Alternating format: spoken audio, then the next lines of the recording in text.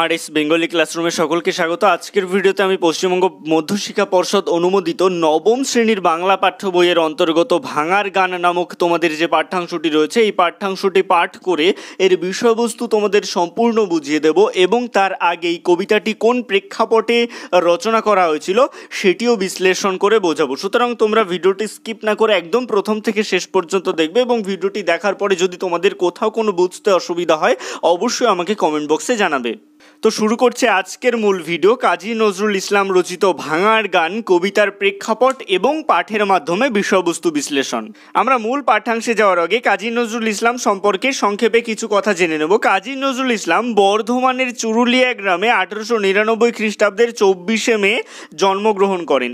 শৈশব থেকেই তাদের প্রচণ্ড দারিদ্রতার মধ্যে তার জীবন কাটছিল এবং তার পিতা মারা যাওয়ার পর 1908 খ্রিস্টাব্দে তার পিতা মারা যাওয়ার পর তাদের দারিদ্র্যের সাথে যে কঠোর সংগ্রাম সেটা যেন আরও বেড়ে যায়।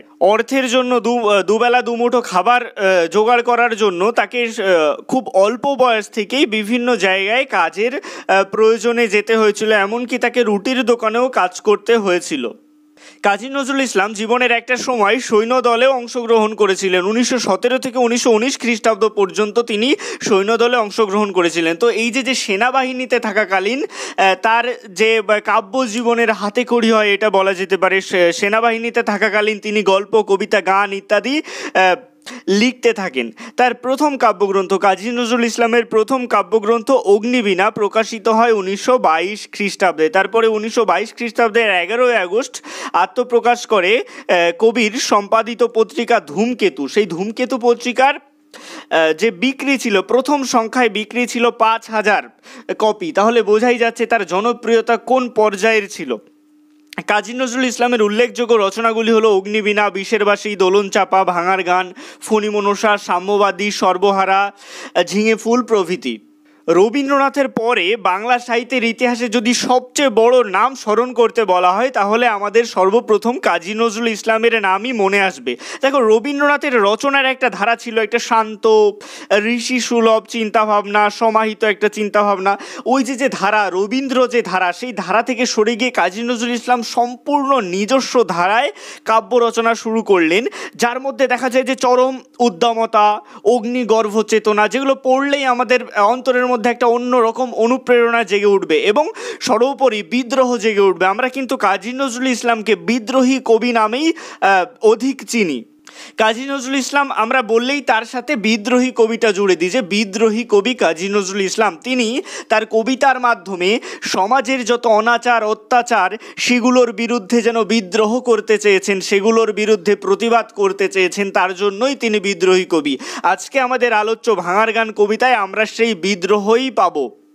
কাজী নজরুল ইসলামের ভাঙার গান এই কবিতাটি ভাঙার গান কাব্যগ্রন্থেরই অন্তর্গত। ভাঙার গান কাব্যগ্রন্থ 1924 খ্রিস্টাব্দে প্রকাশিত হয়। কিন্তু এই যে ভাঙার গান যে কবিতাটি, এটি লেখা হয় 1921 খ্রিস্টাব্দে অসহযোগ আন্দোলন চলাকালীন। তখন ভারতবর্ষের অবস্থা কেমন ছিল?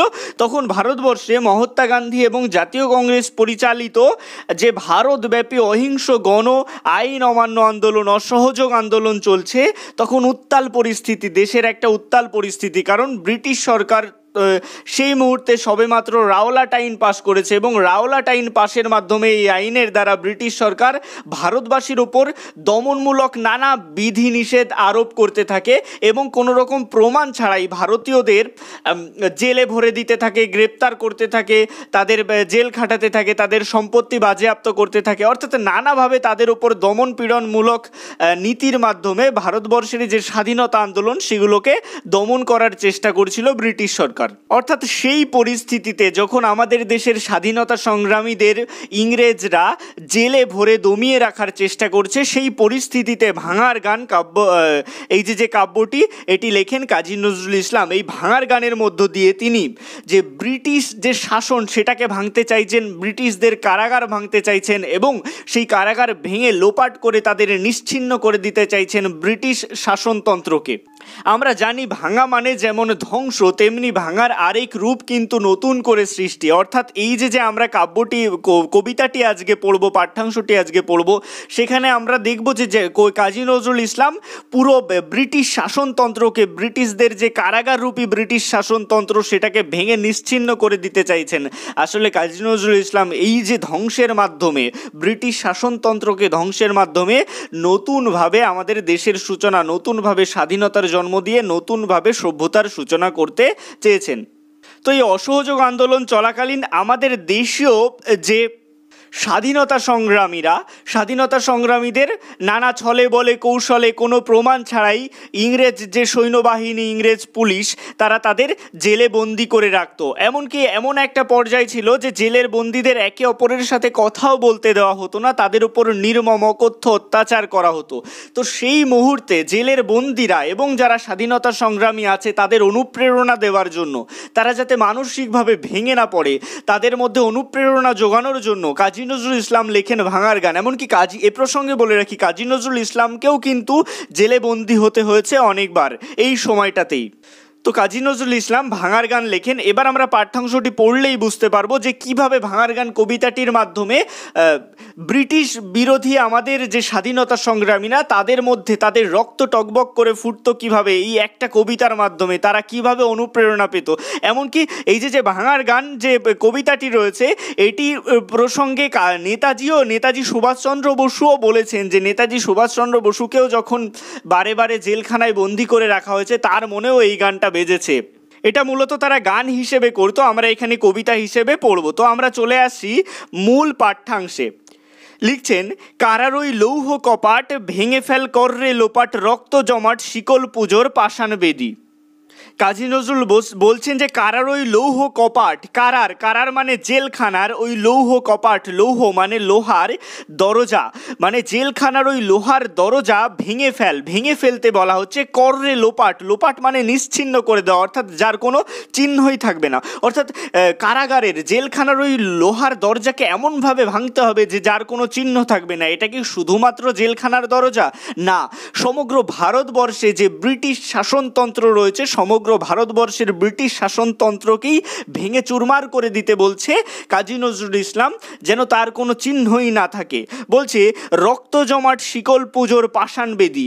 আমাদের যে পাষাণ বেদি, অর্থাৎ পাথরের যে দেবতাকে পুজো করার জন্য পাথরের যে বেদি, সেই পাথরের বেদি আজ রক্ত জমাট হয়ে রয়েছে। কাদের রক্ত? আমাদের স্বাধীনতা সংগ্রামীদের রক্তে যেন আমাদের যে দেবতার স্থান, সেই বেদি যেন রক্তে জমাট বেঁধে রয়েছে।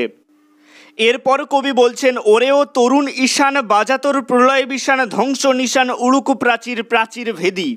ওরে ও তরুণ ঈশান, ওরে বলে কবি সম্বোধন করছেন কাদের? তরুণ ঈশানদের। তরুণ মানে নব যৌবন প্রাপ্ত কিশোরদের তিনি ঈশান বলে সম্বোধন করছেন। ঈশান শব্দের অর্থ হচ্ছে শিব, হিন্দু ধর্মের যে শিব দেবতা। তো নব যৌবন প্রাপ্ত কিশোরদের তিনি কি বলছেন? তিনি শিব বলে সম্বোধন করছেন এবং বলছেন যে বাজাতর প্রলয় বিষান। প্রলয় মানে হচ্ছে সম্পূর্ণ ধ্বংসের জন্য যে বিষান হচ্ছে এক ধরনের বাদ্যযন্ত্র, যেটা শিং দিয়ে তৈরি, শৃঙ্গ বা শিং দিয়ে তৈরি এক ধরনের বাদ্যযন্ত্র, যেটাকে শিঙাও বলা হয়। তো এই শিঙা বাজিয়ে আগেরকার সময়ে যুদ্ধ ঘোষণা করা হতো। তাই তিনি তরুণ ঈশানদের, অর্থাৎ তরুণ প্রজন্মকে শিবের সাথে তুলনা করে বলছেন যে তোরা তোদের প্রলয় বিষান বাজা, অর্থাৎ ধ্বংসের যে বাদ্যযন্ত্র যে শিঙা, সেটা তোরা বাজা এবং সেটা বাজিয়ে তোরা যুদ্ধ ঘোষণা কর। কাদের বিরুদ্ধে? ইংরেজ সরকারের বিরুদ্ধে, ইংরেজ শাসনতন্ত্রের বিরুদ্ধে। এখানে তরুণ ঈশান বলার আরও একটা অর্থ রয়েছে, সেটা হচ্ছে যে শিব একবার সমস্ত কিছুকে ধ্বংস করে দেওয়ার জন্য উন্মাদ নৃত্যে মেতেছিলেন। তো সেই রকম উন্মাদ নৃত্যে সমস্ত কিছুকে ধ্বংস করে দেওয়ার উদ্দেশ্যে কবি আহ্বান জানিয়েছেন তরুণ প্রজন্মকে, শিবের মতন প্রলয়ের নৃত্যে মেতে উঠতে বলছেন তিনি। তারপরে বলছেন যে ধ্বংস নিশান উড়ুক প্রাচীর ভেদি। ধ্বংস নিশান অর্থাৎ ধ্বংসের যে পতাকা, সেই পতাকা উড়াতে বলেছেন। কোথায়? উড়ুক প্রাচীর, এই জায়গাটা ভালো করে বোঝো। এখানে দেখো প্রাচী, তারপরে একটা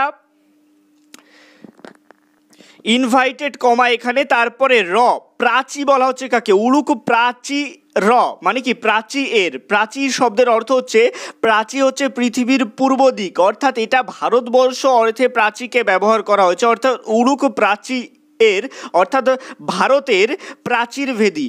এই প্রাচীর শব্দের অর্থ হচ্ছে যে ইংরেজ শাসনতন্ত্র, সেই ইংরেজ শাসনতন্ত্র ভেদ করে যেন ভারতবর্ষে ধ্বংসের পতাকা উড়তে থাকে, তাই বলা হচ্ছে যে ধ্বংস নিশান অর্থাৎ ধ্বংসের পতাকা উলুক প্রাচীর, অর্থাৎ উলুক ভারতবর্ষের প্রাচীর ভেদী, অর্থাৎ ভারতবর্ষের যে ইংরেজ শাসনতন্ত্র সেটাকে এই প্রাচীরের সাথে তুলনা করেছে, সেই ইংরেজ শাসনতন্ত্র ভেদ করে ইংরেজ শাসনতন্ত্র গুড়িয়ে দিয়ে ধ্বংসের নিশান উড়তে থাকুক।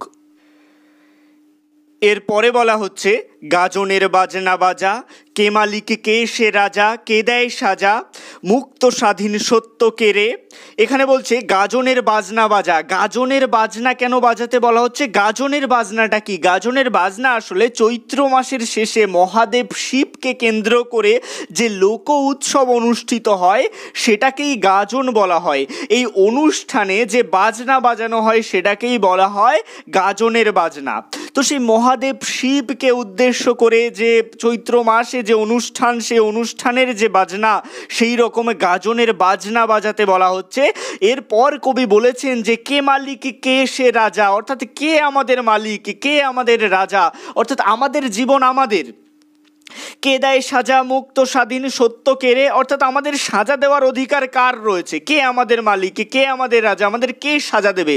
মুক্ত স্বাধীন সত্য কেড়ে, এই লাইনটার মধ্যে একটা গভীর তাৎপর্যপূর্ণ অর্থ রয়েছে, সেটা হচ্ছে মুক্ত স্বাধীন সত্য কেড়ে, অর্থাৎ আমাদের মধ্যে যে আকাঙ্ক্ষা রয়েছে, আমাদের মধ্যে স্বাধীনতার যে আকাঙ্ক্ষা, সেই স্বাধীনতার আকাঙ্ক্ষাটাতে, সেই স্বাধীনতার আকাঙ্ক্ষাকে তো কেউ সাজা দিতে পারবে না, সে অধিকার তো কারণ নেই।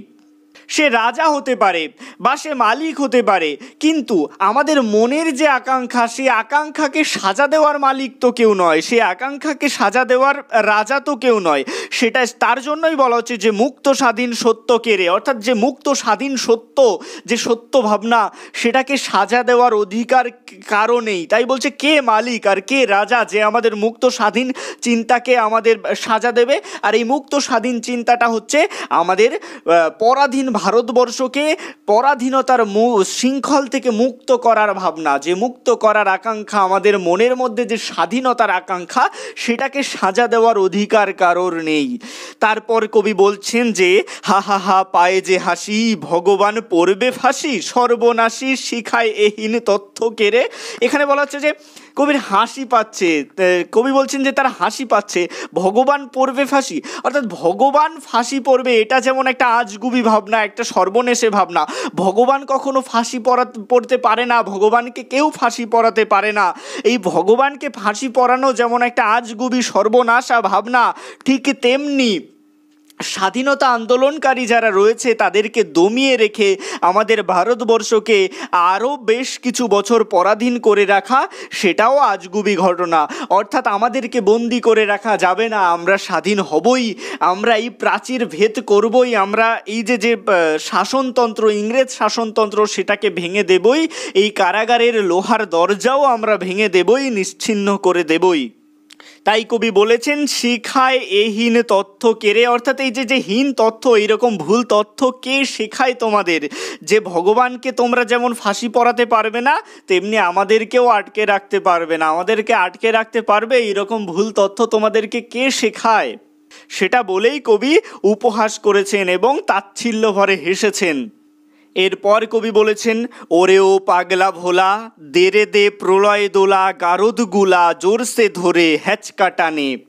তারপরে বলছেন যে ওরেও পাগলা ভোলা, পাগলা ভোলা বলে তিনি তরুণ বা নব প্রজন্মকে আহ্বান করেছেন। পাগলা ভোলাও কিন্তু মহাদেব বা শিবের আরেক নাম। শিব যেমন শান্তশিষ্ট সহজ মানুষ, আবার রেগে গেলেই শিবই প্রচণ্ড ভয়ঙ্কর, প্রলয়ের মতন ভয়ঙ্কর হয়ে ওঠে। তাই নব প্রজন্মকে কবি শিবের সাথে বা পাগলা ভোলার সাথে তুলনা করেছেন। এই শিবকে ভোলে বাবাও বলা হয়। তো বলছেন যে ওরেও পাগলা ভোলা। তাহলে আমি বলেছি, আরেকবার বলছি যে পাগলা ভোলা বলতে তিনি নবপ্রজন্মকে আহ্বান করেছেন, নবপ্রজন্মের উদ্দেশ্যেই পাগলা ভোলা বলেছেন। দেরে দে প্রলয় দোলা, অর্থাৎ ধ্বংসের মতন দোলা দিতে বলছেন গারদগুলা, অর্থাৎ যে থানায় বন্দি রয়েছে, যে গারদ শব্দের অর্থ হচ্ছে থানা, তো যেই থানাগুলোতে যেই লোহার গরাদের মধ্যে বন্দি রয়েছে আমাদের স্বাধীনতা সংগ্রামীরা, সেই গারদগুলায় অর্থাৎ সেই থানাগুলোকে প্রলয়ের দোলা দিতে বলছেন এবং বলছেন যে জোরসে ধরে হ্যাচকা টানে, অর্থাৎ সবাই মিলে ওই থানাগুলোকে জোরসে ধরে হ্যাচকা টান মার। হ্যাচকা টান শব্দের অর্থ হচ্ছে হঠাৎ সজোরে টান বা আকর্ষণ, সেটাকে বলা হয় হ্যাচকা টান। দেখবে তোমাদের বাড়ির আশেপাশে যখন গাছ কাটা হয় তখন গাছের গোড়াটা খানিকটা কেটে দিয়ে তারপরে গাছের ওপরে দড়ি বেঁধে সকলে মিলে টানতে থাকে, হ্যাচকা টান দিতে থাকে। তো ওই যে সকলে মিলে একসাথে যে সজোরে টান দেওয়া, সেটাকেই বলা হয় হ্যাচকা টান। তো এইভাবেই থানাগুলোকে, যে লোহার গরাদের মধ্যে বন্দি রয়েছে আমাদের স্বাধীনতা সংগ্রামীরা, সেগুলোকে হ্যাচকা টান মারতে বলেছে। এখানে যে শুধুমাত্র ওই গরাদগুলোকেই বোঝানো হয়েছে বা শুধুমাত্র ওই থানাগুলোকেই বোঝানো হয়েছে তা কিন্তু নয়, এখানে সমগ্র ভারতবর্ষের যে ইংরেজ শাসনতন্ত্র সেটাকেই হ্যাচকা টান মারতে বলা হয়েছে, যাতে সেটা হুড়মুড়িয়ে ভেঙে পড়ে, ইংরেজ শাসনতন্ত্র হুড়মুড়িয়ে ভেঙে পড়ে এবং ইংরেজ শাসনতন্ত্রের ধ্বংস সাধন সম্ভব হয়। এরপর কবি বলছেন, মার হাক হৈদরি হাক কাঁধেনে দুন্দুভি ঢাক, ডাকরে ডাক মৃত্যুকে ডাক জীবন পানে। দেখো, মার হাক হৈদরি হাক, এখানে মার শব্দের অর্থ কিন্তু মারা নয়, এখানে হাক মারতে বলা হয়েছে, অর্থাৎ চিৎকার করে ডাকা বা হুঙ্কার করা। হৈদরি হাক, হৈদরি হাক শব্দের অর্থ কি?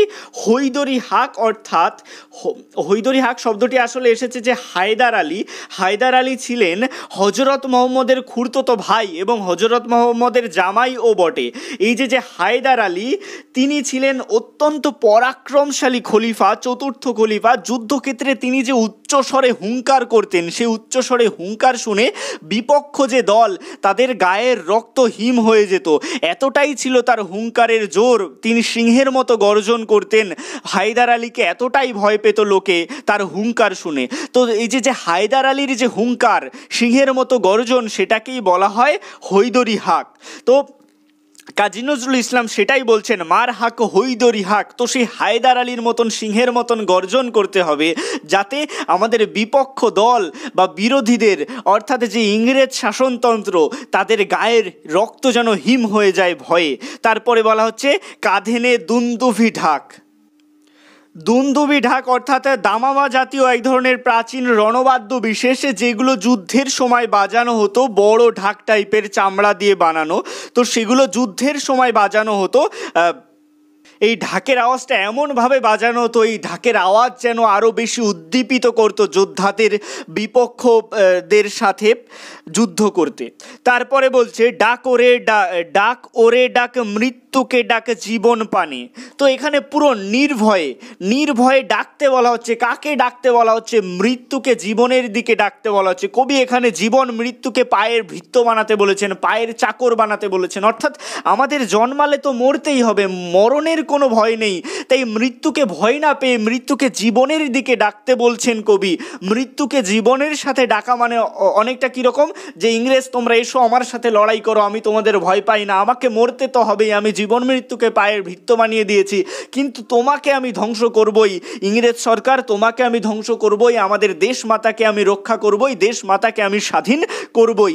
এই রকম একটা অনুপ্রেরণা কবি এই যে লাইনটা এর মাধ্যমে জোগাতে চেয়েছেন। তারপরে কবি বলছেন, নাচে ওই কালবৈশাখী কাটাবি কালবৈশাখী, দেরে দেখি ভীমকারার ওই ভিত্তি নারী। বলছে নাচে ওই কালবৈশাখী। কবি বুঝতে পারছেন, কাজী নজরুল ইসলাম বুঝতে পেরেছেন, আমাদের তৎকালীন ভারতবর্ষে চারিদিকে যেন যুদ্ধের ঝড় বয়ে যাচ্ছে, অর্থাৎ অসহযোগ আন্দোলনের যে পরিস্থিতি, ইংরেজরা যেন সামাল দিয়ে উঠতে পারছে না এবং আমাদের নবপ্রজন্ম তাদের মধ্যেও প্রচণ্ডভাবে একটা স্বাধীনতার আগুন জ্বেলে উঠেছে। এই যে পরিস্থিতি সেটাকেই কবি কালবৈশাখী ঝড়ের সাথে তুলনা করেছেন। বৈশাখ মাসে হঠাৎ যে সন্ধ্যাবেলায় আসা ঝড়, সেই ঝড়ের সাথে কবি তুলনা করেছেন তৎকালীন সামাজিক পরিস্থিতিকে। কবি বুঝতে পারছেন যে আমাদের সমাজে একটা তীব্র যে স্বাধীনতা আকাঙ্ক্ষী যে মানুষের বিদ্রোহ, সেই বিদ্রোহের আগুন দারুণভাবে জ্বলে উঠেছে। তাই কবি বলছেন যে নাচে ওই কালবৈশাখী, অর্থাৎ কালবৈশাখী ঝড়ের মতন সকলে আগ্রাসী হয়ে উঠেছে স্বাধীন হবার জন্য। তাই যারা এখনো পর্যন্ত এই স্বাধীনতা সংগ্রামে অংশগ্রহণ করেননি তাদের উদ্দেশ্যে কবির পরের লাইন, কাটাবি কালবৈশাখী, অর্থাৎ কাল শব্দের অর্থ হচ্ছে সময়। এখানে কাল শব্দের অর্থ কি? সময়। অর্থাৎ তুই কি সময়গুলো বসে বসেই কাটাবি? দেরে দেখি ভীমকারার ওই ভিত্তি নারী, অর্থাৎ বসে বসে কি করবি? বসে বসে সময় কাটাবি? এই যে কালবৈশাখী উঠেছে, যুদ্ধের যে আগুন জ্বলছে সবার মনে, এই সময় কেউ বসে থাকিস না। তাই বলছে যে দেরে দেখি, অর্থাৎ দেরে দেখি ভীমকারার ওই ভিত্তি নারী। ভীমকারা বলতে কি? যে শক্ত। মহাভারতে ভীম ছিল সব থেকে বলশালী বা সব থেকে শক্তিশালী পুরুষ। তো কারার অর্থাৎ যে জেলখানার যে দরজা, জেলখানার যে দেওয়াল, সেটাকে ভীমকারা বলা হচ্ছে, অর্থাৎ অত্যন্ত শক্ত করে বানানো। তাই বলা হচ্ছে যে ভীমকারার ওই ভিত্তি নারী, অর্থাৎ ভীমকারার অর্থাৎ ওই জেলখানার যে ভিত্তি, মানে জেলখানার শুধু দরজা জানলা ভাঙলে হবে না, কপাট ভাঙলে হবে না, পুরো ভিত পর্যন্ত, শিকড় পর্যন্ত নাড়িয়ে দিতে হবে। অর্থাৎ ইংরেজ শাসনতন্ত্রের পুরো শিকড় পর্যন্ত নাড়িয়ে দেওয়ার জন্য কবি আহ্বান জানিয়েছেন সমগ্র ভারতবাসীকে।